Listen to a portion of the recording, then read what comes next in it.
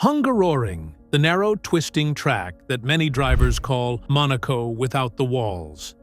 The 2025 Hungarian Grand Prix had just wrapped up, and while the grandstands were now quiet, the circuit wasn't done hosting Formula One machinery. For most fans, the weekend was over. But for the teams that stayed behind, the work was far from finished. This was a private Pirelli tire test. No crowds, no championship points, no TV spectacle. Just the hum of engines, the chatter of engineers, and long hours of gathering crucial data for next season's tires. The pit lane was calmer, but for those involved, the stakes were still high. For rookie driver Franco Colapinto, it was more than a test. It was an audition. Every lap was a chance to show Alpine that he could be fast, consistent, and trusted with the car.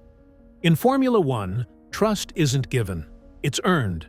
And even on a so-called quiet test day, danger is never more than one mistake away.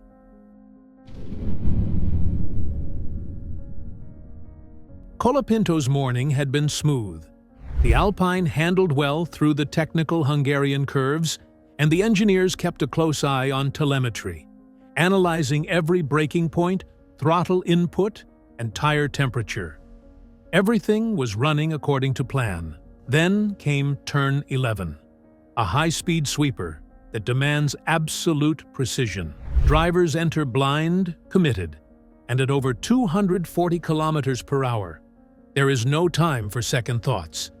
It's a corner that rewards courage but punishes the smallest error. As Colapinto powered through, the rear of the car suddenly snapped out of line. Whether it was a loss of grip from the experimental tires, a small miscalculation, or just the limits of physics catching up, there was no saving it. In a heartbeat, the Alpine slid across the track and slammed nose first into the barriers. The sound of shattering carbon fiber filled the air. Pieces of the car littered the runoff area, and the red flag was waved instantly. Marshals rushed to the scene. Colapinto emerged unharmed, but the Alpine wasn't so lucky. Its front end was destroyed. For Alpine, the consequences were immediate. The day's carefully planned test program, long runs, tire wear comparisons, and data gathering was over. Instead of a wealth of information for Pirelli and the team, they were left with an expensive repair job and a list of questions. For a veteran driver, a crash like this might be written off as an unfortunate moment. But Colapinto isn't a veteran. He's a rookie in the most unforgiving stage of a Formula One career, where every lap is a chance to prove yourself, and every mistake is magnified. This wasn't just a tire test. It was a test of maturity, focus, and consistency. Alpine had trusted him with valuable track time, knowing that development work requires a cool head as much as a quick right foot. A crash in this environment isn't just a disruption to the day's schedule, it can shift how decision-makers view a driver's readiness. In the political world of F1, such incidents can spark uncomfortable conversations. Was he pushing too hard for a quick lap instead of focusing on steady runs? Is he still adapting to the demands of F1 machinery? Or, in the harshest light, is someone else in line who could do the job more reliably? Franco Colapinto's road to the top was anything but easy.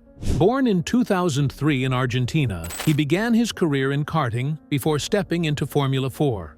From there, he climbed through the ranks: Formula Renault Euro Cup, Formula 3, each stage requiring not just speed, but relentless dedication, personal sacrifice, and significant financial backing. Along the way, Colapinto built a reputation for fearless racecraft. He wasn't afraid to attempt overtakes where others wouldn't, and that aggression often paid off. His performances drew attention, not just in Europe, but back home in Argentina, where fans saw him as the country's brightest hope in decades. For Argentina, his arrival in F1 was more than just another rookie story. The country had waited since the days of Carlos Reutemann for a driver to carry their flag at the pinnacle of motorsport. When Alpine signed Colapinto as a reserve and occasional race driver, it felt like the start of something big. But in F1, opportunities can vanish as quickly as they appear. Colapinto's challenge is made even tougher by Alpine's own struggles. The team has been battling inconsistent results, mechanical issues, and internal changes in management. On the driver front, Esteban Ocon's future is uncertain. Pierre Gasly has been linked with other teams, and waiting in the wings is another young talent, Jack Doohan, who's hungry for a shot at a full-time seat. In such a competitive and politically charged environment, rookies don't get many second chances. A crash in testing isn't just an unfortunate event. It can be the kind of detail that tips the balance in a rival's favor when contract discussions begin.